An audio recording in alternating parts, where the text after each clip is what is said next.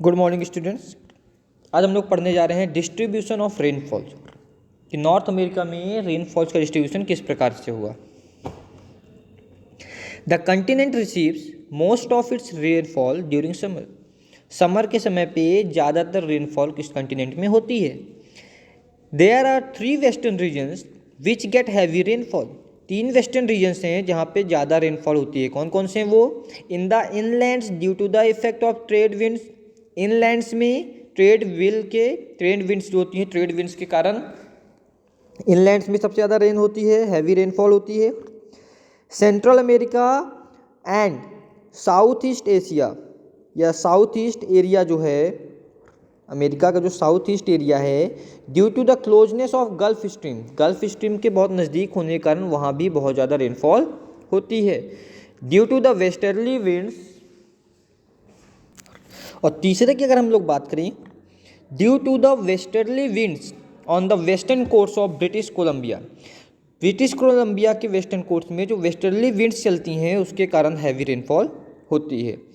As we proceed from east coast to western area, जैसे ही हम ईस्ट कोस्ट से वेस्टर्न एरियाज की तरफ चलते हैं, the distribution of rainfall becomes very low. Rainfall क्या होती जाती है? कम होती जाती है। The Arizona desert in south west of the United State के जो साउथ वेस्ट में एरिजोना डेजर्ट है, वहाँ पे स्कैंटली रेनफॉल होती है, बहुत ही स्कैंटली रेनफॉल होती है। नेचुरल वेजिटेशन और वाइल्ड लाइफ के बारे में अगर हम लोग बात करें, climate and physical features have great influence on natural vegetation as the origin and growth both depends on the climate और जो फिजिकल फीचर्स हैं उनका नेचुरल वेजिटेशन में बहुत इन्फ्लुएंस होता है। क्यों? क्योंकि ये दोनों ही क्लाइमेट्स, जो ओरिजिन है और जो ग्रोथ है, दोनों ही किस पे डिपेंड करती हैं? क्लाइमेट पे। North America is the continent where bearing Mediterranean vegetation, all types of vegetation of the world are found. North America ऐसा कंटिनेंट है जहाँ पे सारे के सारे वेजिटेशन पाए जाते हैं। वर्ल्ड में जितने प्रकार के वेजिटेशन होते हैं वो सारे वेजिटेशन यहाँ पाए जाते हैं। Due to diversity in climate and uneven distribution of rainfall, diversity is witnessed in vegetations also. Diversity, climate में बहुत ज़्यादा डाइवर्सिटी होने के कारण, अनइवन डिस्ट्रीब्यूशन होने के कारण रेनफॉल का जो डाइवर्सिटी है वो वेजिटेशन में भी है। मीन्स वेजिटेशंस में भी बहुत सारी डाइवर्सिटीज़ पाई जाती हैं। क्या डाइवर्सिटी का मतलब क्या है? भिन्नताएं पाई जाती हैं। North America is rich in forest wealth. North America forest के मामले में बहुत अमीर है। इसका मतलब क्या हुआ कि नॉर्थ अमेरिका में बहुत फॉरेस्ट होते हैं। The distance northern part of tundra remains covered with snow. जो नदर्न पार्ट है टुंड्रा का, वो किससे कवर्ड रहता है? स्नो से कवर्ड रहता है। पूरे साल में ज़्यादातर वो स्नो से कवर्ड रहता है। पूरे साल ज़्यादातर क्या होता है? वो स्नो से कवर्ड रहता है।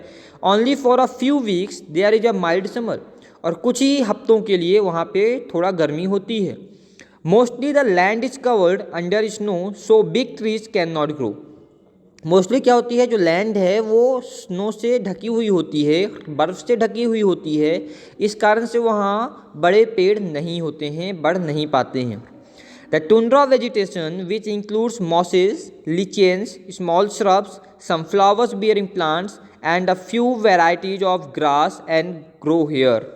टुंड्रा वेजिटेशंस में कुछ मॉसेस पाए जाते हैं, लिचेंस पाए जाते हैं, स्मॉल श्रब्स होती हैं और कुछ फ्लावर बेयरिंग प्लांट्स भी वहाँ पाए जाते हैं।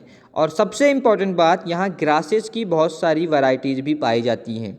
The entire area looks snow covered and barren. और जो पूरा का पूरा एरिया है वो स्नो से कवर्ड है और बैरन मतलब बंजर है। The animal which is found here is called reindeer and known as Kamdhenu of Eskimos. यहाँ पे जो एनिमल पाया जाता है उसे रेनडियर बोलते हैं और उसको किस नाम से जाना जाता है? Kamdhenu Eskimos. In the south of tundra the wide stretch of east to west experiences very cold winter and the summer is normal. जो टुंड्रा का साउथ वाला पार्ट है वहाँ पे ईस्ट से वेस्ट की तरफ वेरी कोल्ड है, बहुत ज़्यादा ठंडक होती है, लेकिन जो समर होता है वहाँ का वो कैसी होती है, नॉर्मल रहती है। In this entire area the coniferous forest belt are found, और इन एरियाज़ में कॉनिफेशियस फॉरेस्ट बेल्ट पाए जाते हैं।